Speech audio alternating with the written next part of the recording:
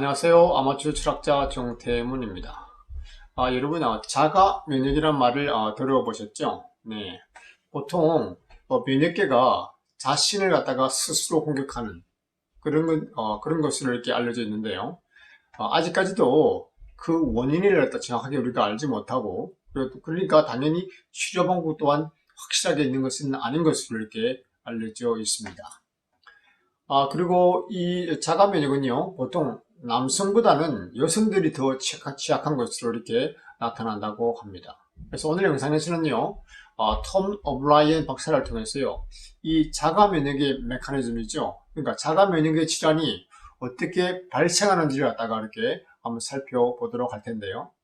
결국 이것이 어떤 의미냐면요, 우리 면역계가 어떻게 작동하는지, 그리고 염증이 어떻게 나타나는지, 이것을 이해하는 것이라고 말할 수 있겠습니다. 톰 오브라인의 박사의 관점은요, 우리가 아는 상식과는 조금은 이렇게 다른 것인데요. 그 과정을 갖다가 나름대로 비유적으로 재밌게 설명하고 있거든요. 함께 한번 따라가 보도록 하겠습니다. 여러분, 우리가 일상생활을 할 때, 우리가 일을 하고 또 먹고 자고 그런 일상생활을 할 때 잘 드러나지 않지만 경찰과 군인들이 또 우리를 갖다가 도둑이라든지 그리고 적들로부터 우리를 보호하고 있잖아요. 물론 이 시간에도 많은 경찰과 군인들이 그런 일을 하고 있겠죠. 네. 마찬가지로 우리 몸의 면역계 또한 우리를 공격하는 모든 적들이 있죠. 그러니까 그렇다가 환경적 독소라 그럴까요? 또 조금 더 다른 말 얘기하면 그런 것 갖다가 항원이라고 그럽니다. 나쁜 놈들이죠. 우리를 인간들 사람을 공격하는 독소, 스트레스, 외부의 어떤 중금속, 그다음에 환경 등등 여러 가지 요소가 있겠죠. 우리가 먹는 음식물 등등 모든 것들요. 우리를 해치는 모든 그런 어떤 적들을 갖다가 보호하기 위해서 이 면역계가 작동되고 있다는 것입니다. 그런데 문제는요, 최초의 면역 반응이 충분히 강하지 못할 때요. 강하지 못하면 어째서 1차 방어선이 이제 무너지는 거죠. 1차 방어선이 무너지게 되면 이 면역계는 항원이란 이놈에 대해서, 나쁜 놈에 대해서요, 그걸 처리하기 위해서 더 강력한 무기인 항체를 생성하게 됩니다. 네, 항체. 그러니까 항원은 나쁜 놈이고요. 항체는 그 항원을 대항하기 위해서 만들어낸 무기죠. 그걸 생성하게 되는데요. 이런 과정들 속에서 이제 문제가 발생을 하게 됩니다. 그래서 우리가 오늘은 조금 더 구체적으로 하나하나씩 이제 한번 살펴보도록 하겠습니다. 우리 몸속에는요, 여러분, 4개의 면역계가 있습니다. 네.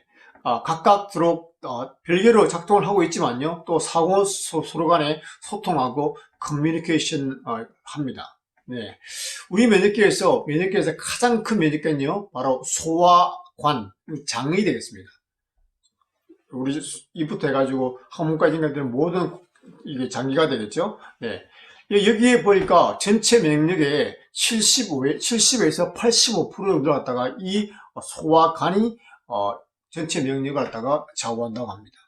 그러니까 우리가 면역 이렇게 장 건강이 면역이 최고다 이런 식으로 장 이렇게 얘기를 하는 거죠. 네. 그 다음에 두 번째 면역계는요, 쿠퍼 세포인데요. 이 쿠퍼 세포는 간에 있습니다. 그래서 간에서 이제 혈액들이 들어오잖아요. 들어오면 그것들을 갖다가 다시 한번 걸러내고 또 거기서 세균들을 죽이는 그런 쿠퍼 세포가 면역계를 작동하고 있고요. 그럼 세 번째는 뭐죠? 세 번째는 우리가 잘 아는 혈액 안에 있는 백혈구가 되겠습니다. 네. 그래서 우리가 장을 통과해서 혈액으로 들어온 그런 나쁜 놈들을 갖다가 항원들을 갖다가 거기서 또 제거하고 죽이는 그런 일을 갖다가 또 세 번째 면역계인 백혈구가 담당하고 있고요. 그럼 네 번째는 뭐냐면 우리 인체 내에서 가장 강력한 면역계로 불리는데요. 바로 우리 뇌 속에 있는 교세포들입니다. 또 제가 또 내과학에도 관심 있잖아요. 네, 이 교세포는요 우리의 뉴런보다도 더 많습니다. 그만큼 이게 또 많은 역할들, 많은 기능들 많은 기능들을 하는데요. 그래서 이 교세포가 우리 면역계에서도 또 중요한 역할을 이렇게 하고 있습니다. 근데요, 우리의 이 면역계는요, 이 네 가지 면역계는 기본적으로 두 가지 종류의 무기를 가지고 있다고 말할 수가 있습니다. 네. 하나는 뭐냐 그러면, 하나는 조금 이제, 좀 어려운 말래요. 세포성 또는 선천성 면역계라고 그러고요. 또 다른 하나는 체액성, 적응성 면역계라고 이렇게 얘기를 합니다. 그러니까 쉽게 얘기하면, 세포성, 선천성 면역계는요, 1차 방어선이라고 얘기할 수가 있습니다. 그러니까 마치 경찰과 군대로 비유하면 바로 경찰입니다. 그러니까 경찰이 범인들을 체포하거나 범인들에게 대응하기 위해서 휴대용 권총을 가지고 다니잖아요. 그런 무기를 사용한다고 보시면 되겠습니다. 그래서 마치 경찰처럼 독수를 제거하기 위해서 생화학 권총을 사용한다고 이렇게 말할 수 있겠습니다. 네. 근데 그 생화학 권총 이름은 뭐라고 부르냐면 사이토카인이라고 부릅니다. 사이토카인을 생성해서 이 면역계가, 그러니까 세포성 선천성 면역계는요, 사이토카인이라는 그런 생화학 총탄, 그런 권총을 사용해서 우리의 항원에 대해서 이렇게 대형 사격하고 황혼을 제거하는, 그런 황혼을 파괴하는 그런 일을 하는 것이라고 할 수 있겠습니다. 그래서 근데 문제는요, 이 사이토카인의 힘으로 감당이 안 될 때 면역계는 보다 강력한 체액성, 적응성 면역계를 갖다가 이렇게 발동시킵니다. 네. 그래서 그 면역계는 항체를 갖다가 형성하게 되는데요, 항체를 만들게 되는데요, 이 항체는 생화학 미사일이라는 그런 무기를 갖다가 사용을 하게 되는 것이죠. 네. 이것은 마치 우리 국내 치안이 경찰력으로 감당이 안 될 때 우리가 비상계엄을 통해 가지고 군대를 출동시키잖아요. 네. 그런 식으로 1차 방어선이 붕괴되면, 그 다음에 이제 더 강력한 집단이라 그럴까요? 어떤 그런 걸 출동하는데, 그것이 바로 항체가 되고, 그것이 바로 결국 경찰과 군대를 이야기하면 군대가 된다는 거죠. 그래서 이 항체가 다시 나타나서 이제 그것을 대적하게 된다는 것입니다. 근데 모든 문제는 여기서부터 바로 비롯됩니다. 예. 근데 항체는 또 두 가지 종류의 항체가 있습니다. 그러니까 항원이 있죠, 항원. 나쁜 놈들 있죠? 외부 침입자들, 항원, 독소 같은 거 있잖아요. 그 항원에 반응하는 항체가 하나가 있고요. 또 다른 하나는 뭐냐면 자가 항체라 부르는 건데요. 이것은 뭐냐면 우리 몸에 손상된 세포들을 제거하고 새로운 세포가 생겨날 공간을 만드는 그런 역할을 하는 항체입니다. 네. 근데 문제의 시작은 바로 이 독소에 맞서는 이 항체에 있습니다. 네. 조금 전에 말씀드렸잖아요. 이 항체는 뭘 사용한다고요? 네. 황혼에 나쁜 놈들이 오면 처음에 사이토카인을 갖다가 전부 권총을 사용한다고 그랬잖아요. 그래서 권총으로서 적들을 제압하다가 그것이 안 되면 그 다음에 항체를 이제 군대를 출동시킨다고 그랬잖아요. 이 양반들은 그 항체는 표적 미사일을 발사하게 됩니다. 그죠? 근데 왜 문제가 되냐면 이 표적 미사일은요, 강력하긴 한데 정확도가 떨어지고요, 아주 강력하기 때문에 외부 침입자, 독소도 파괴하고 죽이지만 주위에 있는 아군 정상세포를 갖다가 파괴를 하게 된다는 것입니다. 이게 중요한 포인트가 되겠습니다. 네. 그래서 이제 우리의 아군들이 정상세포가 파괴되고 손상이 되잖아요. 그렇게 되면 그것을 갖다가 또 제거하고 새로운 세포를 살려내기 위해서, 제거하기 위해서 우리 면역계가 바로 자가 항체를 갖다가 생성하게 된다는 거죠. 네. 근데 문제는 계속해서 우리 몸속에 독소와 나쁜 그런 독소, 중금속, 스트레스, 많은 것, 외부 침입자들이 이제 들어오게 되잖아요. 그러면 1차 방어선이 사이토카인이 붕괴되고 그러면 계속 또 이제 우리 면역계는 항체를 통해서 표적 미사일을 쏘게 되잖아요. 그럼 어떻게 되죠? 네. 그러면 그러니까 항원도 죽이지만 독소도 파괴하지만 우리 아군이 손상을 계속 받게 되는 거죠. 그러다가 이 자가 항체가 그것을 갖다 수습할 수 있는 어떤 그 경지를 갖다가, 그 임계점을 갖다가 넘어버리면, 이제는 서서히 조직의 손상이 가고요. 그 다음 조직의 손상이 됨으로써 그 어떤 장기의 기능상해가 이제 발생하게 되고요. 그렇게 해서 이제 자가 면역 질환으로 이렇게 발전하게 된다는 것입니다. 그러니까 이제 기본적으로 이 항체에 의해서 발생하는 이 염증은요, 결코 나쁜 것은 아닙니다. 그죠? 문제는 이 염증 수준이 정상 범위를 넘어서서 가지고 더 이상 수습할 수 없는, 임계점을 넘어서 더 이상 수습할 수 없는 상태까지 가면 이제 문제가 되는 거죠. 그렇게 되면 이제 어떻게 되나요? 독소에 대해서 항체가 계속 표적 미사일을 쏘니까, 그 다음에 이제 그 정상세포들까지 다 상하게 되는 거죠. 그러면 또 자가항체를 만들어서 그걸 갖다가 제거하면서 새로운 세포가 만들어내게 하는데, 이것을 갖다가 독소가 계속 들으면 계속 미사일을 쏘게 되는 거죠. 그러면 이 자가항체가 그것을 할 수 있는, 감당할 수 있는 범위를 넘어버리는 거죠.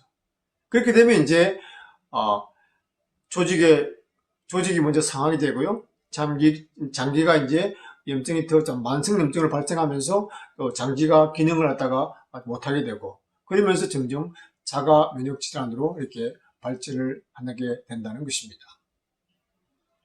그러니까 우리는 여기서 우리가 근본적인 질문을 이제 던질 수밖에 없는 거죠. 그럼 어떻게 자가 면역 질환을 방지할 수 있는가? 이런 질문을 던져야 되겠죠. 네. 그 대답은 바로 이런 환경적인 독소, 제가 여러 가지 얘기했죠. 환경적인 독소, 스트레스, 음식, 잘못된 음식 습관, 등 여러 가지를 갖다가 우리 잘못된 생각들, 등등, 그걸 갖다가 줄이거나 없애야 된다는 것입니다. 왜냐면요, 이 독소가, 이 항원이, 외부 침입자가 우리 몸속에 들어오면 이제 사단이 일어나는 거죠. 왜냐면, 그러면 1차적으로 물론 사이토카인 통해서 1차로 대응하지만 이게 방어막이 뚫려버리면 어떻게 된다 그랬대요? 네, 우리 면역계는 항체를 불러서 표적 미사일을 발사하게 되고, 표적 미사일을 발사하게 되고 어떻게 되나요? 네, 적들도 죽이지만, 독소도 제거하고 파괴하지만 우리 정상세포, 우리 아군까지도 죽는다 했잖아요.